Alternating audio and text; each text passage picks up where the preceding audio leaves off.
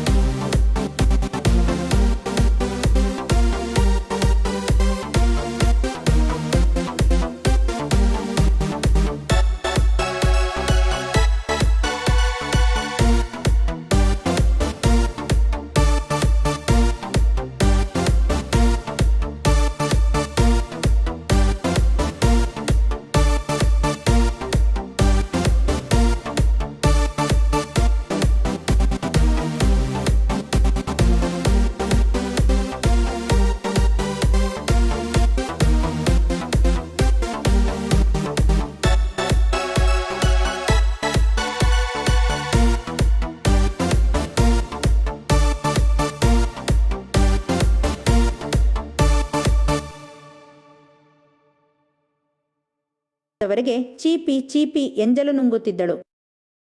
ಅವನಿಗೆ ಅಂತಿಮವಾಗಿ ರಸ ಬಂದಾಗ ಅವನು ಅವಳ ಮೊಲೆಗಳನ್ನು ಹೊರತೆಗೆದು ತನ್ನ ಗೆಳತಿಯ ಮುಖ ಮತ್ತು ಎದೆಗೆ ಸಿಡಿಸಿದ. ಇಬ್ಬರೂ ಬಟ್ಟೆ ಹಾಕಿಕೊಂಡು ಹೊರಟರು. ಆಗ ನಾನು ಅವರ ಮುಂದೆ ಹೋಗಿ ನಿಂತೆ. ಇಬ್ಬರೂ ಭಯಭೀತರಾಗಿ ನೋಡಿ, ಹೇ, ದಯವಿಟ್ಟು ಯಾರಿಗೂ ಹೇಳಬೇಡ. ಇಬ್ಬರೂ ಒಕ್ಕೊರಲಿನಿಂದ ನೀನು ಏನು ಹೇಳಿದರೂ ನಾವು ಕೇಳುತ್ತೇವೆ.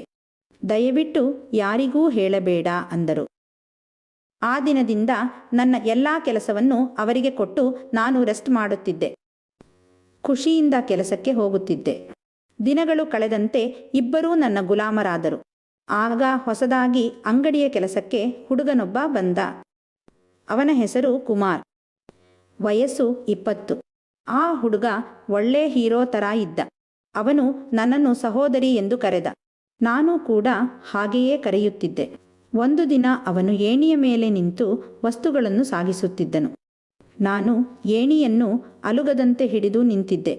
ಕುಮಾರ್ನ ಪ್ಯಾಂಟ್ ತುಂಬ ತೆಳುವಾಗಿ ಇದ್ದುದರಿಂದ ಅವನ ಒಳ್ಳೆಯ ಸೈಜಿನ ತುಣ್ಣೆ ಸೂಪರ್ ಆಗಿ ಕಾಣಿಸಿತು. ನಾನು ಉದ್ರೇಕಗೊಂಡೆ.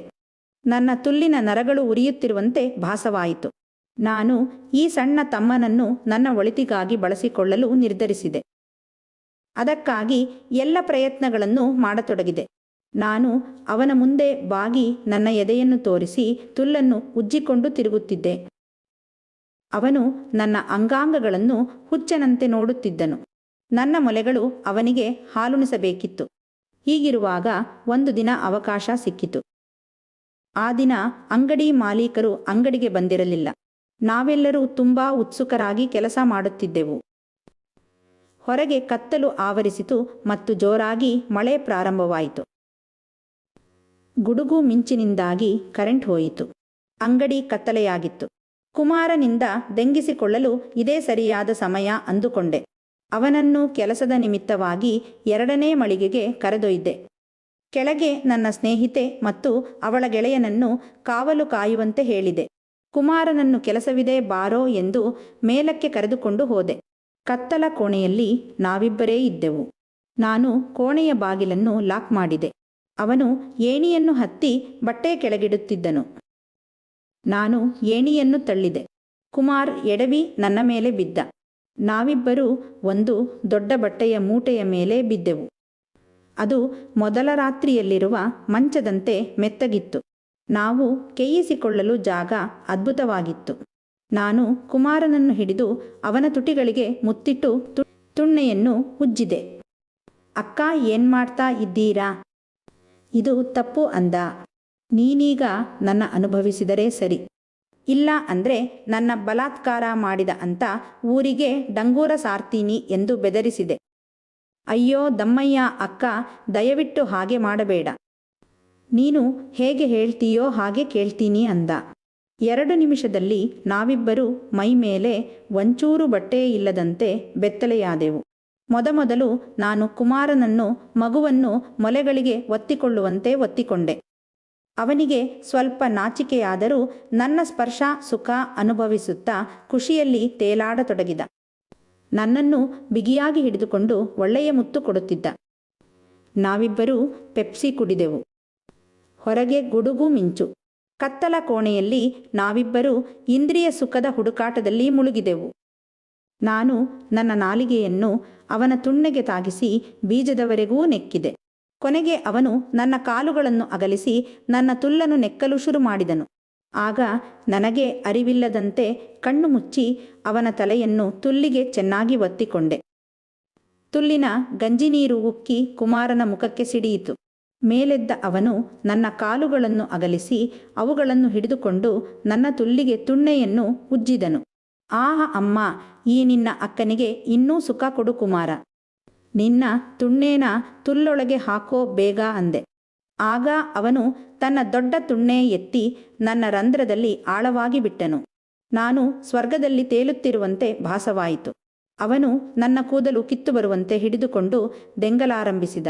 ಸೂಳೆ ಮುಂಡೆ, ಏನ್ ಇದ್ದೀಯೇ, ಆಹಾ ಆಹಾ ಎಂದು ಹೇಳಿದನು. ಅವನ ದೇಹದ ತುಂಬೆಲ್ಲ ಬಿಸಿರಕ್ತ ಹರಿಯುತ್ತಿತ್ತು.